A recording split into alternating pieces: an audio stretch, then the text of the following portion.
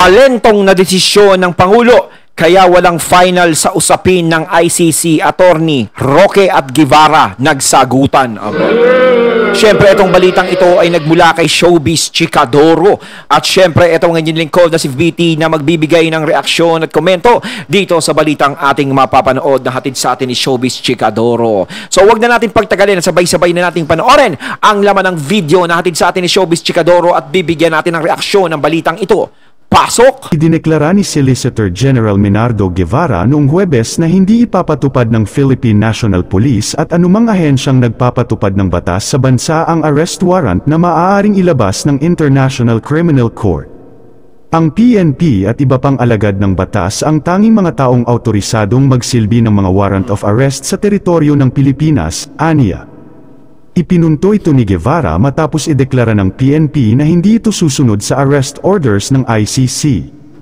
Ang pahayag ng PNP na hindi nito ipapatupad ang anumang warrant na maaaring ilabas ng ICC ay pagsunod lamang sa direktiba ng Pangulo na nagsasagawa ng kontrol sa Executive Department, kabilang ang pambansang pulisya, aniya pa. Nagpahayag na ng pangamba ang kampo ni dating Pangulong Rodrigo Duterte na maaari siyang arestuhin batay sa arrest warrant ng ICC. Inakusahan si Duterte ng mga krimen laban sa sangkatauhan dahil sa mga pamamaslang daw na naganap noong drug war ng kanyang administrasyon. Idinagdag pa ng Solicitor General na hindi na kailangan ang kasulatan para sa paninindigan ni Pangulong Marcos sa usapin ng ICC na ito. Bagay na hindi naman pinagtitiwalaan ni former presidential spokesperson na si Attorney Harry Roque dahil makailang ulit na raw biglang nagbago ang mga desisyon ng Pangulo. Bago nito, sinabi ni Attorney Harry Roque na kailangan ng kasulatan para lang magkaroon na ng katiwasayan ang dalawang kampo sa usapin na ito. Naniniwala kasi si Roque na ito ang magiging solusyon sa maingay na bangayan ng Duterte at Marcos.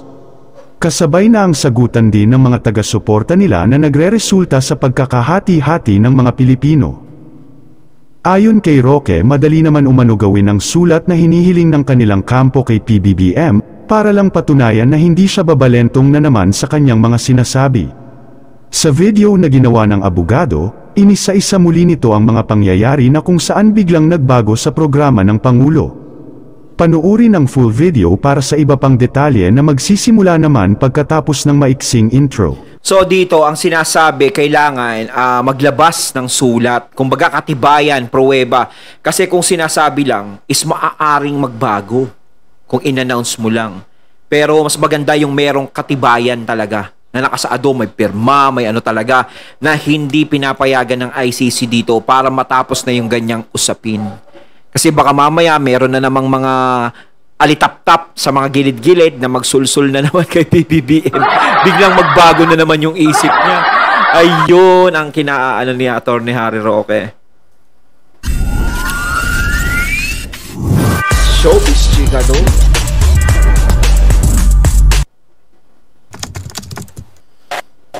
Naisulat yung non-cooperation ng Pilipinas sa ICC dahil nga hindi na nga tayo miyembro at wala ng jurisdiction. Pumalag po si Solicitor General Menard Guevara dahil ang sabi niya, sapat na raw yung sinabi yan ni Presidente na paulit-ulit. With all due respect, ang problema po kasi, bumabalentong sa mga importanteng issues si PBBM.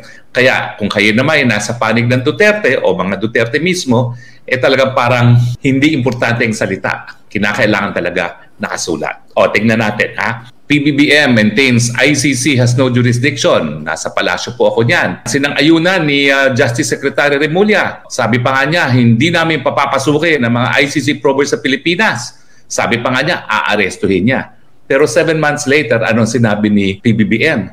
Abay, rejoining the ICC is now under study.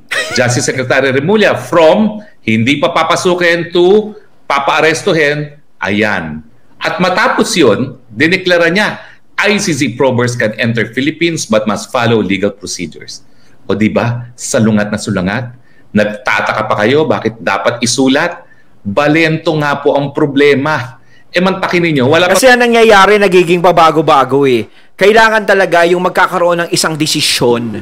No, may punto rin si Attorney Harry Roque kung talagang Duterte supporters ka talaga, kung talagang nasa likod ka talaga ng mga Duterte, is hindi ka mapapanatag doon sa sinasabi lang. Kasi iba ang salita eh. 'Di ba? Iba 'yon. Kumbaga, minsan pag may salita na usapang lasing lang 'yan. 'Di ba? Mas maganda talaga yung may pruweba. Yung mayroon silang ipapakitang resibo na ito yung sinabi ng Pangulo na hindi talaga pwede ang ICC dito, hindi kayo welcome. Kasi once nakapagsalita lang yan, hindi mo pwedeng gawing basihan ang salita kung wala kang makikitang katibayan. Kahit sabay mo pakita mo yung video pwede sabihin niya, nung nakaraan pa binidyo yan. Diba? Iba na ngayon diba? Yun lang, gusto lang maging yung mga Duterte supporters, gusto talaga nila na magkaroon ng magandang pruweba. No? Kumbaga, yung safe. Pang 2 taon sa opisina yan, ha? In fact, yung balentong nila is over a span of 8 months lang po. So ngayon, hindi pa rin importanteng isulat? I don't think so. Mukhang importante yan. Pero hindi lang po siya sa ICC, bumabalentong. Sa charter change, bumalentong din siya. O ito, February 13, 2023, anong sabi niya? Charter change not a priority.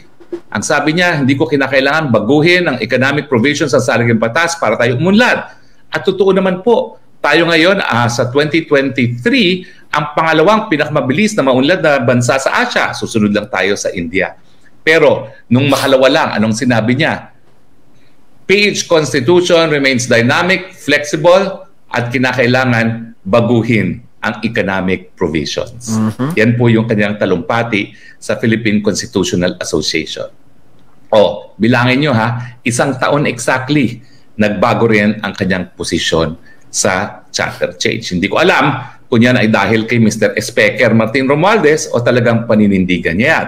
Pero ang sinabi ni Super Ate Amy Marcos, sa mulat mula raw, suportado niya talaga ang charter change. Hindi lang economic provisions, pati daw yung mga term limits tatanggalin. At yung term extension daw, nung kanilang mga extension of office, sinang-ayunan din niya with Speaker Martin Romualdez. O tignan ninyo ang usaping China. China is Philippines' strongest partner. Ngayon, ilang buwan lang ang nakalipas. PBBM hailed for stance versus China. Sabi ni PBBM, hindi patitinag sa Chinese bullying sa West Philippine Sea. Balentong na naman on the third issue, on the issue of China. Lakas magpabalintong ni Harry Roque. Tignan niyo po ito sa peace talks. Ang analysis talaga, talagang ang peace talks sa mga communist rebels ay bleak sa ilalim ni PBBM. Bakit? Kasi paulit-ulit niyang sinasabi na natugis natin ang mga teroristang CPP-NPA na. So kung natugis mo na yan, bakit ka makipag-usapang kapayapaan pa? And yet, alam natin, ito... Kung talagang nahuli mo na yan, kung talagang wala na, bakit makikipag-usap ka pa? Wala ka nang kakausapin nun. Ano kakausapin mo? Mga damo doon sa guba, sa bundok. Diba? November. Galing na to ni Harry Roque, Pero yung analysis was July of 2023. Pero wala pang 6 na buwan, hayan na nga. Nagkaroon na ng usaping kapayapaan muli sa CPP and DF-NPA na isang teroristang grupo. Mantakin ninyo, isang teroristang grupo na binansagan nating terorista, makikipag-peace talks tayo. Hello! Balentong na naman. Ilang beses na kasing ginagawa yung peace talks, wala rin naman nangyayari. Nagiging parang daan yun para magpalakas palalo ng puwersa. Iba kasi yung NTF-ELCAC, no? Mas maganda kasi yun Pero kung yan ang gusto nila wala tayong magagawa Naku, pero peace talks kasi parang magsasayang ka lang din No? Kasi hindi magkakasundo ang pag-iisip niyan, gobyerno tsaka mga rebelding grupo. No, magkaiba ng isip at paniniwala yan. Kaya nga sila naging ganyan 'Di ba? Iba ang pinapaniwalaan nila at iba ang gusto nilang mangyari. So ang gobyerno, iba din ang pinapaliwalaan at gustong mangyari. No, ang hirap pag-isahin ng isip niyan. Kaya meron talagang isang bagay na pwede magpatigil diyan. Ang apat na 'yan. Saan pa siya bumalentong? Ito nga sa kanyang mga appointments. Well, ito rin yung sinabi ni Claire Carlos na talagang tanging si PBBM lang ang makakapagsabi kung matutuloy ang peace talks, no? At tinuloy nga niya. Bagamat ang mga declaration niya dahil panalo na tayo, talo ng CPP-NPA, hindi na talaga magpapatuloy yan. Pero importante rin na early on, yung kanyang kasama sa kampanya na si Vic Rodriguez, tinalaga niyang executive secretary abay 2 buwan pa lang, tinanggal na. Hindi naman yan pagbalentong, pero kung i-appoint mo isang tao na pinakamalapit na posisyon sa iyo bilang presidente as executive secretary, katakataka naman na 2 buwan pa lang nakakalipas, goodbye. Ganyan din ang naging kapalaran ni Claire Carlos. Totoo, hindi naman talaga sila malapit, no? At hindi talaga matindi pagkakakilala nila. Pero siyempre, sumikat si Claire Carlos dahil doon sa debate ng SMNI. Yan pong dahilan, Mr. Solicitor General, kung bakit dapat isulat ang non-cooperation with the ICC.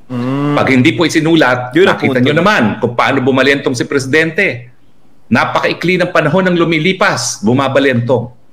So, hindi po sapat na sinabi niya ng oral. Kung magbago na naman si Presidente ng isip at sabihin, okay, napakagulo niya, nagdidistab yung mag-amang Duterte na yan, sige, pahuli na yan.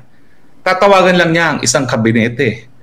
Yung kabinete, tatawagan ang mataas na opisyalis ng PNP, arestuhin na yan, makipag-cooperate na, padala na yan sa Hague. O, uutusan yung pulis, arestuhin na yan, sasabihin ng pulis. Sabi ho ni Presidente, hindi makipag-cooperate.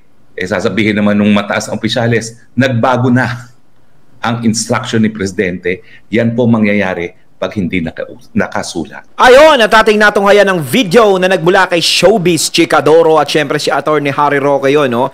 Kaya kailangan talaga isulat kasi nagpapabago-bago at baka pag hindi na isulat, ganun nga ang mangyari. Kayo mga katunay, anong masasabi nyo tungkol dito? Comment lang po kayo sa comment box. So once again, I'm DT and I'm out. Peace.